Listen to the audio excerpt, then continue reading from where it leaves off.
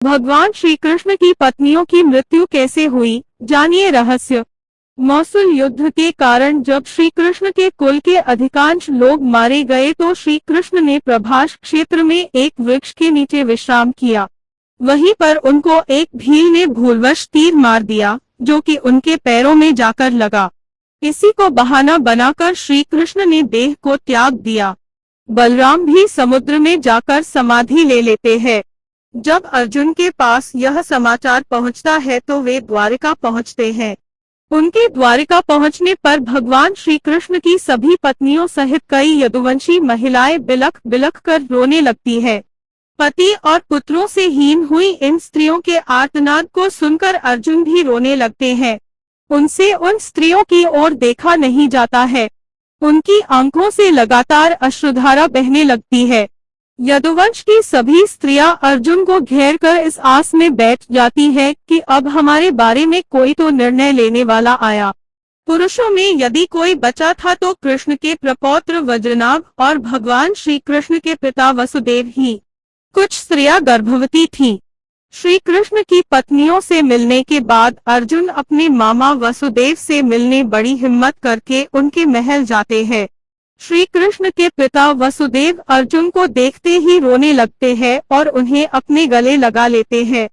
कुछ समय बाद वे अर्जुन को यदुओं की आपसी लड़ाई का सारा किस्सा सुनाते हैं और बाद में श्री कृष्ण एवं बलराम के परमधाम चले जाने के बारे में कहते हैं। वसुदेव यह भी कहते हैं कि श्री कृष्ण कह गए थे कि तुम अर्जुन आओगे और तुम ही अब इन स्त्रियों के बारे में निर्णय लोगे। तुम्हारे यहाँ से चले जाने के बाद इस द्वारिका नगरी को समुद्र डुबो देगा।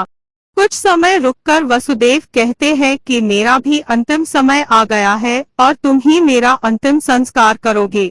अर्जुन वसुदेव की बात सुनकर मन ही मन बहुत दुखी होते हैं।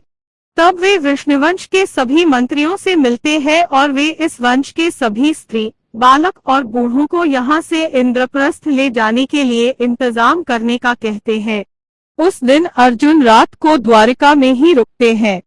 सुबह समाचार मिलता है कि वसुदेव ने अपनी देह छोड़ दी। यह समाचार सुनकर द्वारिका में फिर से महिलाएं रोने बिलखने लगती हैं। तब अर्जुन अपने मामा वसुदेव के अंतिम संस्कार की तैयारी कर उन्हें नगर से दूर एक स्थान ले जाते हैं। उस समय हजारों की संख्या में द्वारिकावासी भी उनके साथ होते हैं। पीछे पीछे वसुदेव की पत्नियां भी चल रही थीं। उनकी 4 पत्नियां थीं, देवकी, भद्रा, रोहिणी और मदिरा। जब चिता में आग लगा दी गई तो वे सभी पत्नियां भी उस चिता पर जा बैठी। यह भयानक दृश्य देख अर्जुन का दिल फट जाता है। इसके बाद अर्जुन उस स्थान पर गए जहां यदुवंशी आपस में लड़कर मारे गए थे। वहां कई संख्या में वीरों के शव पड़े थे। अर्जुन ने सभी का अंत्येष्टि कर्म किया और 7वें दिन प्रेतविधि कर्म करके अर्जुन सभी द्वारिकावासियों के साथ वहां से निकल पड़े। उनके साथ ऊंट, घोड़े, खच्चर, बैल, रथ आदि पर सवार द्वारिकावासियों के साथ ही भगवान श्री कृष्ण की 8 पत्नियां भी थीं। साथ में श्री कृष्ण का प्रपौत्र वज्रनाभ भी था। कहते हैं कि यह लाखों लोगों का लश्कर था। अर्जुन के द्वारिका से निकलते ही नगरी समुद्र में डूब जाती है।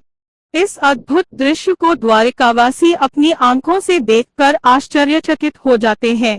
उस समय वे सभी बस यही सोचते हैं कि देव की लीला अद्भुत है। यह समुद्र तब तक रुका था जब तक कि हम सभी द्वारिका के बाहर नहीं निकल जाते। रास्ते में भयानक जंगल आदि को पार करते हुए वे पंचनद देश में पड़ाव डालते हैं।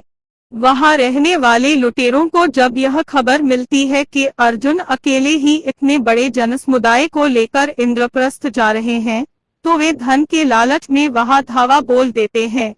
अर्जुन चीखकर लुटेरों को चेतावनी देते हैं, लेकिन लुटेरों पर उनकी चीख का कोई असर नहीं होता है और वे लूटपाट करने लगते हैं।